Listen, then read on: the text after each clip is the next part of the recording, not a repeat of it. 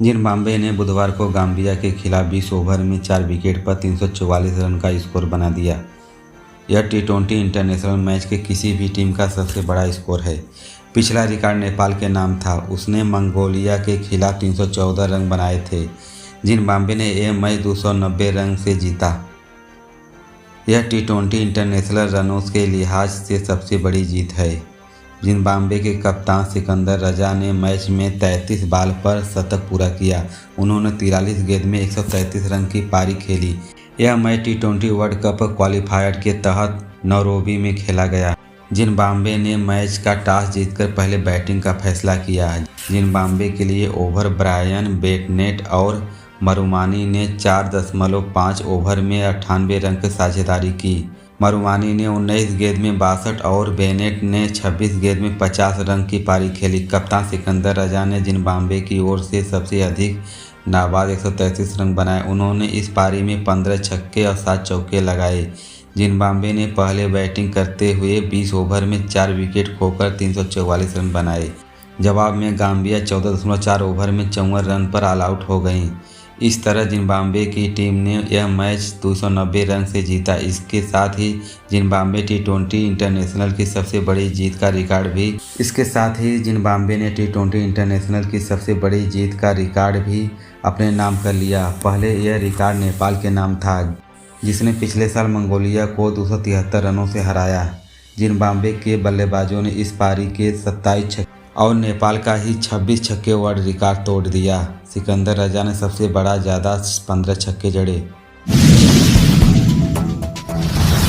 रूस के कजान शहर में प्रधानमंत्री नरेंद्र मोदी और चीन के राष्ट्रपति शी जिनपिंग के बीच 5 साल बाद बुधवार को 23 अक्टूबर को द्विपक्षीय बातचीत हुई। दोनों नेताओं ने सीमा विवाद को जल्द से जल्द निपटाने की, आपसी सहयोग और आपसी विश्वास बनाए रखने पर जोर दिया।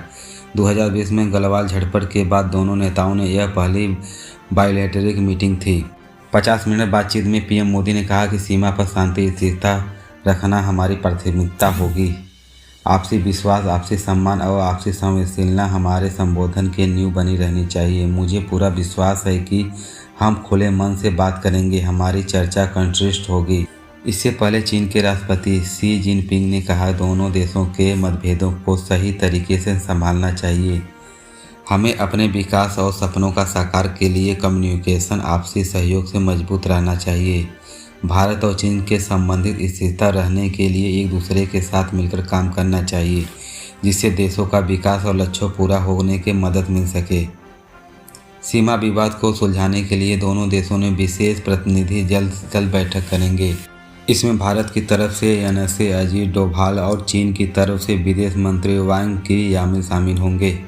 भारत के विदेश सचिव विक्रम मिस्री ने 21 अक्टूबर को बताया था कि भारत और चीन के बीच पूर्वी लद्दाख एलएसी पेट्रोलियम को लेकर समझौते पर सहमति बन गई है। यूपी विधानसभा में उपचुनाव में समाजवादी पार्टी और कांग्रेस के बीच सीटों के बंटवारे के आखिरकार पटाक्षेप हो गया। सपा मुखिया अखिलेश यादव ने बुधवार को देर रात एक्स पर लिखा, बात सीट की नहीं, बात जीत की है। इस रणनीति के तहत झंडी गठबंधन के संयुक्त प्रत्याशी सभी 9 सीटों पर समाजवादी पार्टी चुनाव चिन्ह साइकिल के निशान पर लड़ेंगे। कांग्रेस और समाजवादी पार्टी की एक बड़ी जीत के लिए एकजुट होकर कंधे से कंधा मिलाकर साथ खड़ी है। इंडिया गठबंधन इस उपचुनाव में जीत का एक नया अध्याय लिखने। अखिलेश यादव और राहुल गांधी के बीच फोन पर बात हुई। राहुल ने उपचुनाव न लड़ने पर सपा का पूरा सहयोग देने का वादा किया। अखिलेश यादव इस सहयोग के लिए राहुल गांधी का शुक्रिया अदा किया। सपा कल गुरुवार को बाकी 3 सीटों पर अपने प्रत्याशी घोषित करेगी। वहीं अजय राय ने कहा, मेरी जानकारी में नहीं है। आज हम लोग दिल्ली की मीटिंग में हैं, लेकिन प्रियंका गांधी के नॉमिनेशन के चलते सभी सीनियर लीडर वायनाड में थे, देर रात तक लौटे हैं। हम लोग कल बैठक करेंगे, जिसके बाद कांग्रेस अपनी स्थिति स्पष्ट करेगी। उपचुनाव में नामांकन में सिर्फ 2 दिन बचे हैं। 25 अक्टूबर की आखिरी तारीख है, लेकिन भाजपा ने अभी तक एक भी सीट की प्रत्याशी घोषित नहीं किया है। भाजपा के प्रत्याशी चयन में पेंच फंस गया है। मंगलवार रात डिप्टी सीएम केशव प्रसाद मौर्य और ब्रजेश पाठक दिल्ली पहुंचे थे। बहराइच में हिंसा बुधवार को 10वां दिन है। हालात अभी पूरी तरह सामान्य नहीं हो पाया है।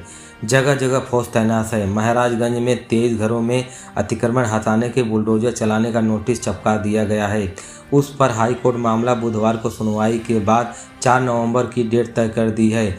जस्टिस AR महसूद और जस्टिस सुभाष विद्यार्थी पीठ सरकार ने आरोपी को दलील सुनी। पिछली सुनवाई हाईकोर्ट ने राज्य सरकार में जवाब दाखिल करने को कहा था, लेकिन आज भी सरकार अपना जवाब दाखिल नहीं कर सकी। इधर 14 अक्टूबर को हुई आगजनी का एक नया वीडियो सामने आया है। इसमें CO रूपेश गौड़ ने सामने उपद्रवी खड़े हुए हैं। वह टीयर गैस गन चलाते हैं, लेकिन वह फेल हो जाती है। इसके बाद CO भीड़ पर चिल्लाते हुए जान बचाने के लिए दुकान के अंदर भाग जाते हैं। मंगलवार को सुप्रीम कोर्ट ने बुलडोजर एक्शन के खिलाफ दाखिल याचिका पर सुनवाई। इस दौरान जज यूपी सरकार को चेताया था, कहा था कि बुलडोजर एक्शन को लेकर पहले ही कोर्ट निर्देश दिए गए हैं। अगर यूपी सरकार आदेश का उल्लंघन करते हैं तो रिस्क लेना चाहती है तो उनकी मर्जी। बहराइच में 13 अक्टूबर को दुर्गा प्रतिमा विसर्जन के दौरान हिंसा भड़क गई थी। इसमें राम गोपाल मिश्रा नामक युवक की मौत हो गई। इसके अगले दिन आगजनी और हिंसा भड़क गई थी।